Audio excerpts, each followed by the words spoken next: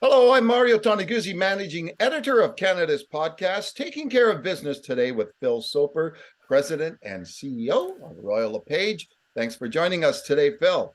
Pleasure. Well, we're not officially into spring yet.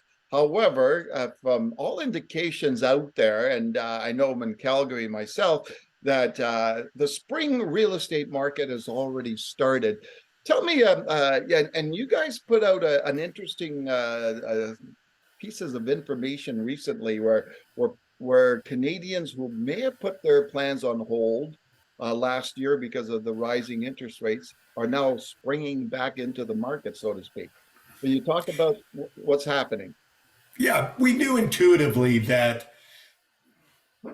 the majority of people who had removed themselves from market, and I'm talking about people who intended to buy or sell a home, who wanted to or needed to upgrade their housing situation, we knew that most of them had been impacted by the Bank of Canada's tightening monetary policy, the sharp rise in interest rate. Turns out it was almost all, 9 in 10 said, freaked me out. We moved to the sidelines. Now, some of those, a portion of those, would have been priced out of the market by the rising interest rate. And depending where they lived in the country, the fall in the value of homes might have offset it. But in some places, for example, in Alberta, homes really didn't change in value much. Right, we didn't see that sharp decline in house values that we saw in Toronto and Vancouver, so they may have been pushed out of the market. But we thought the majority of them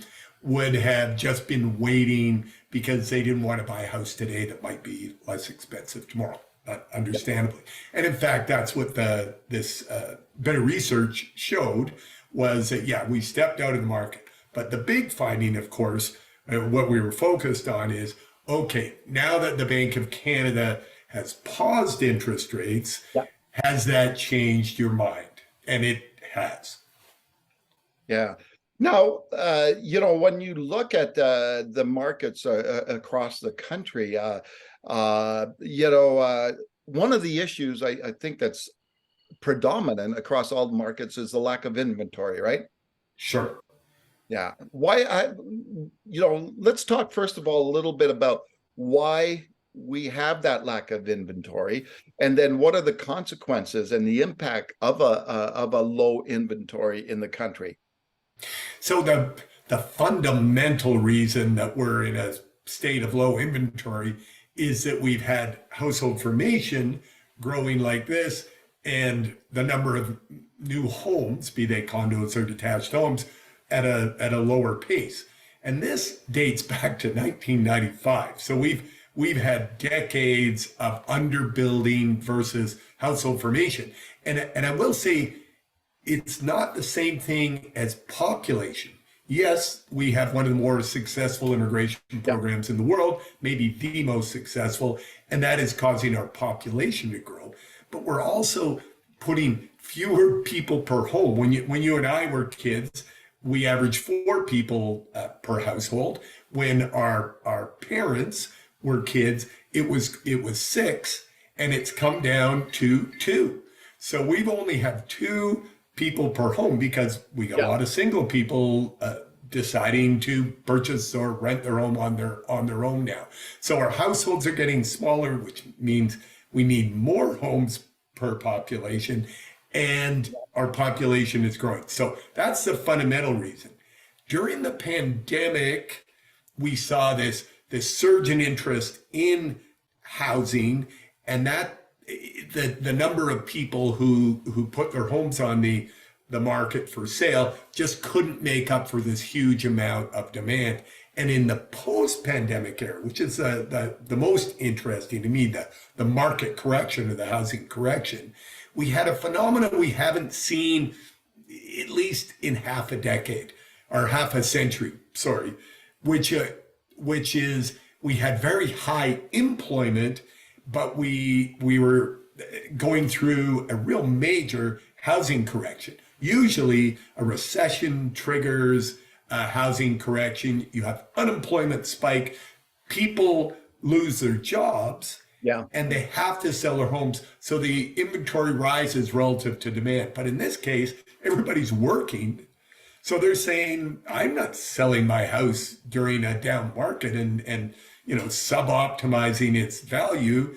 And so we had even fewer people listing their homes for sale than there was demand out there. So here we are in a major housing correction, and we're dealing with multiple offer situations. Very, very unusual time. But I guess, Yeah. during a global pandemic, the first one since the early 1900s, it would spawn interesting situations. So, what's interesting about this market and the low inventory too is that we're just going to see that demand rise because we're looking at immigration levels are popping up like quite substantially, and will continue to do so. At least that's a signal from the federal government in the coming years. So we're going to really need more houses out there, aren't we? Yeah, and provincial governments, particularly in the parts of the country where the problem is the worst, and that would be British Columbia and Ontario. They are stepping up and taking different tacks to reduce the cycle time between idea for development and putting a shovel in the ground. In the Greater Toronto Area, the worst in the country, it was currently taking 10 years.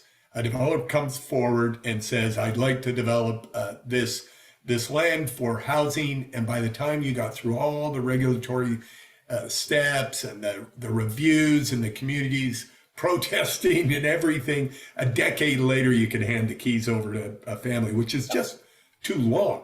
So that is helping. And perhaps it couldn't have happened sooner, because this research we just released showed that a full 6 in 10 people who intended to buy homes, but paused their plans because of the rise in interest rates, that do nothing decision by the Bank of Canada was a trigger for them to get back in the market. 26% said, yeah, I'm back in the market now. Another 36% said, I'm going to wait till I see at least another Bank of Canada pause. That'll give me confidence, but then I'll be back. So it essentially, those people who have paused their decisions are now back in, and they're making those. They're going to be making it even tighter, the supply versus demand, and unfortunately, I think it'll put upward pressure on homes again, the price of homes. So in this environment, Phil, where you do have the low inventory and you have a strong demand, obviously it creates situations where there's multiple offers. There's creates situations where people are buying homes at above list price. What's your message to home buyers right now, to how to navigate these times and what they should be prepared for, and what should they do in this kind of environment? I guess it depends on whether you're looking for something you want versus something you need. If you're a new to a region, say you've just moved, as many people are, from southern Ontario to southern Alberta, and you need a place to live. You don't have much choice, but you may want to make a decision to find a rental property, even if rental markets are tough and expensive, and take the time to understand your options in the market. Engage an experienced professional realtor for help, and understand what's going on in the market. When you do get into the place where it's essential, or you're ready to buy, I think it's really critical you talk to your financial advisor or mortgage professional to understand where you should be going with the kind of mortgage product you're going to buy. Yeah. In this research we just released, the majority of people are going fixed rate right now, which surprises me on one half and doesn't surprise me on the other. The part that doesn't surprise me is it's been so tumultuous. People, they just want certainty, and their risk profile is such, I don't care. I just want to know what my commitment is. But from my perspective, we are clearly at the top of an interest rate cycle, and it doesn't make sense to commit long term to an interest rate at the most expensive like at a peak in an interest rate cycle. Yeah, So yeah. do talk to someone, get some advice that makes sense for your family in that regard, and then try to divide, the rational side of your brain and the emotional side of your brain. And if you're caught up in some kind of multiple offer situation, make sure you have hard stops as to how high you're willing to go to purchase a home. Yeah. We're not looking at 2021 here. We're not going to see 30 people spinning the price of homes 30% over asking and this sort of thing. You should have time to look and make a decision that makes sense financially and emotionally. So, Phil, in this kind of market, again, as a potential home buyer, I guess you've got to be able to move quickly, right? You've got to have all your ducks in a row, whether it comes from the financial side and all that stuff, but also the mindset to move quickly, because that property that you want could be gone like within seconds while you're sitting back home trying to decide, right? Well, it really depends on your local market and the product you're looking for. For example, in the luxury market now, and that is different price points across the country, we don't have a rush for property. So you can put conditions in, conditional on financing, conditional on inspections, this sort of thing. If you're in a popular price point, and say lower mid detached home, which are always hot demand for those homes, but right now coming out of the market correction, there's going to be a lot of demand. Yeah, you're going to have to make a decision quicker. So talk it through with your realtor, talk through your bidding strategy, and put that hard stop and say, when we reach here, we're not going to be able to go any farther.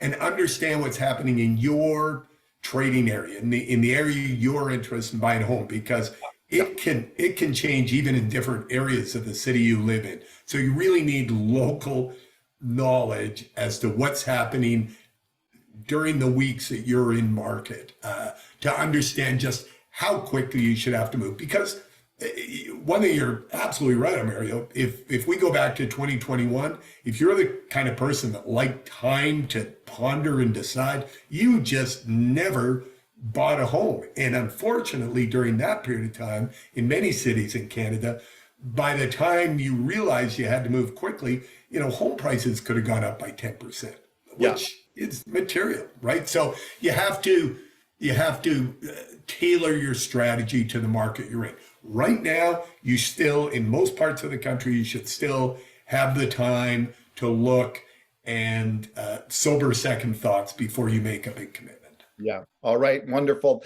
Thanks very much, Phil, for joining us today. My pleasure as always. All right. That was Phil Soper, President and CEO of Royal LePage. I'm Mario Toneguzzi, Managing Editor of Canada's Podcast, Taking Care of Business today. Thanks for joining us.